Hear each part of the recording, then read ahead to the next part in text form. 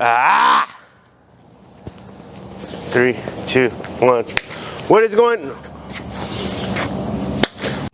on, YouTube? Welcome back to another vlog where you get to see a mid-30-year-old dude redo life as a barber. I am currently a barber student here at Afro Texture Academy, and what better place to be at? You know, you tell me. Put it in the comment section. That being said, you know, a little low on the activity. People are watching it, but I need to, you know, let's see some likes on a video. You know, drop a comment saying, "Hey, I watched your video," quote unquote. That would be dope. Anyways, today is another Saturday, and might I say, this is not scripted. I couldn't plan this. I am not God.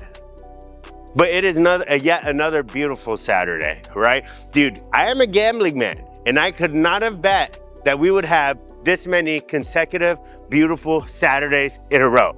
It is absolutely beautiful. And if you can't tell with the sun just hissing my face right now, I'm telling you right now. Anyways, today, you know, great day. Going into the day, we had a haircut plan at 9:30 a.m. And by the way, it is currently 8:30 a.m. Had a haircut plan at 9:30 a.m. Younger demographic, early 20s.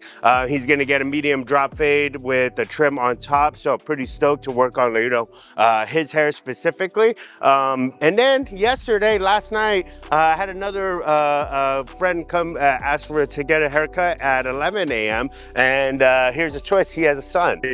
Go for it. Say hi loud. Right, so on paper, you know, we have 3 haircuts booked for today. So I told my 9:30 a.m. if he could push to earlier towards 9 a.m. so I could get some room, because remember, that whole time thing of executing a dope haircut at an appropriate time, very much a thing, right? So me being able to get to 3 haircuts in one day today is really gonna be sensitive to, you know, just how fast we're gonna be able to execute these dope ass haircuts, which is the goal. Dope ass haircuts in an appropriate time. So that being said, the father and the son, they're gonna be my first clients that are ethnic hair, cultured hair, African American hair, you know, whatever the politically correct word is to say it to. But I have not had I've not been able to work on that hair specific, that demographic specifically yet. So I'm pretty stoked about it. So we're gonna see how all that goes.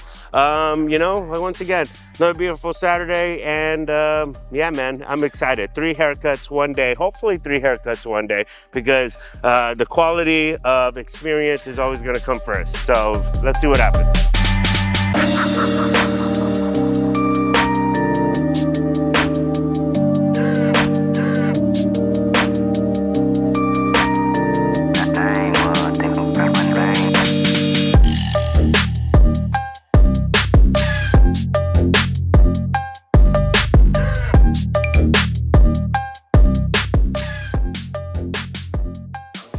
All right, guys, so I'm gonna break this up into both the haircuts that we did today. The first haircut, Armando, came out really, honestly, before I break down both haircuts, I'm gonna recap, before I break down both haircuts individually, I'm gonna recap the day in its entirety. The haircuts were both actually really good for, you know, I'm not gonna say for some reason, because there is an aspect of, like, you know, just rinse and repeat, doing a bunch of these haircuts, getting a bunch of coaching.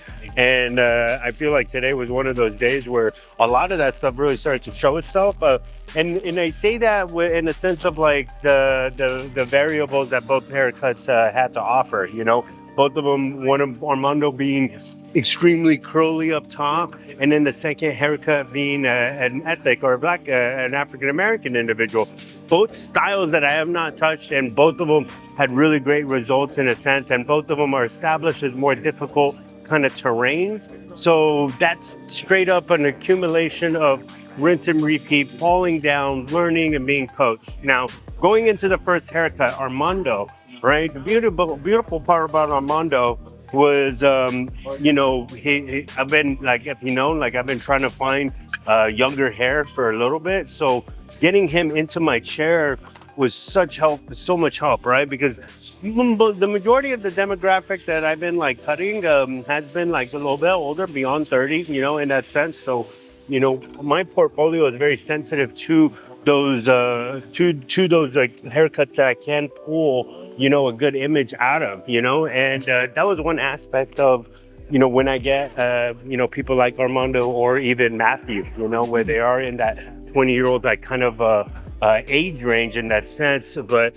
there's an aspect of their age range, but another aspect is like their healthy is vastly, their hair is much more healthier at that age, you know. So back to his haircut, he was just trying to get a medium drop fade in that sense, and what's it called, I did some before and afters as well, so we'll post them, so like do them how I traditionally been like showcasing them.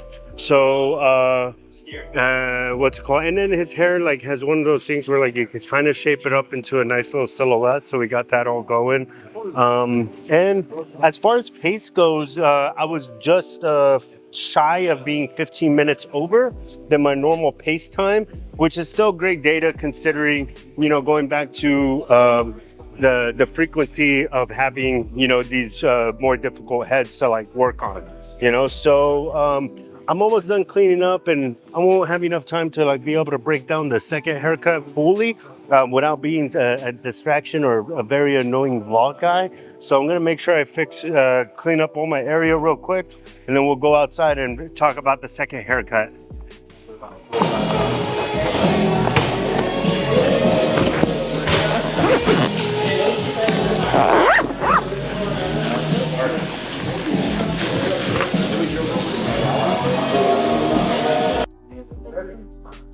Hey, take it easy, man. Have a good day, sir. 3, 2, 1. All right, so we're gonna record this outro as they clean it up. It is a beautiful Saturday. We got the last few haircuts going on, you know, and even in any kind of situation, you know, that Adrian and Sergio are here on a Saturday on their time, helping out a lot of these students. Second haircut came out great. I think before I go into breaking it down, I think one of the beautiful things about this project is documenting, you know, almost every haircut. Obviously I can't, you know, document every haircut because logistically that's just like not gonna make sense, right? But for the most part, being able to document this exact space and time in my barber journey, being at school, is just such a powerful thing because of how great today was, right? I could look back on you know, 3 months ago and like be able to visually see the frustrations that I was dealing with during that exact space and time. And then regardless of how great today, how I felt about today, I could go 4 months from now to be able to look back on today and be like, you know, have some sense of like, see the progression through that time. Now, going into the second haircut, that was like my first ethnic or, you know, African-American individual that I was able to cut. And honestly, I thought it was great, man. Like, I felt like the cut itself did serve its own variables that I needed to learn, that I needed to experience, you know, and it was great. Fade came out great. He had like it was like a medium fade undercut, if that makes sense. Medium height undercut. But the only thing about this one is I had thought like I was time lapsing the haircut itself, but after I looked back before I was recording this, I realized that I wasn't time lapsing it, nor did I do any kind of like before or like an official before or after with lighting or anything like that, which is totally fine, right? Like a lot creating, I've said it in the video before this, or a few videos before this, creating is always going to become secondary to becoming a great barber. The creating part about my symphony is that a lot of it is muscle memory, and I can incorporate it to the best that I can, you know. So you know, no time lapse, no official like before and after with the light and all that, but I did take some with my phone, you know, just so we could be able to have something to base everything off of. Now in a sense too, you know, earlier it was just like we could potentially have 3 haircuts, one of them being a kid. A big part of that not being able to do the old 3 is not because of anything other than the demographic being a child, right? After the kid was done with his haircut, you know, little ticking time bomb till you finish pops up, you know. So thankfully the kid was absolutely awesome, you know, and dad was as well, you know. So that worked out good. Great haircut. And then another note on all of this too, that haircut, that's like a haircut that booked me last night. You know who he was? He was the FedEx delivery guy of the school, right? He came into the school one day delivering a package, right? And we just hit it off right then and there. You know, we exchanged Instagrams, and now he's coming to the school for a haircut for him and his son. And that's what I want to say. We're like, you know, marketing, all that, like, sure, there's a big aspect of like the camera and social media, YouTube, all that, but at the end of the day too, that individual had nothing to do with anything that revolved around the camera.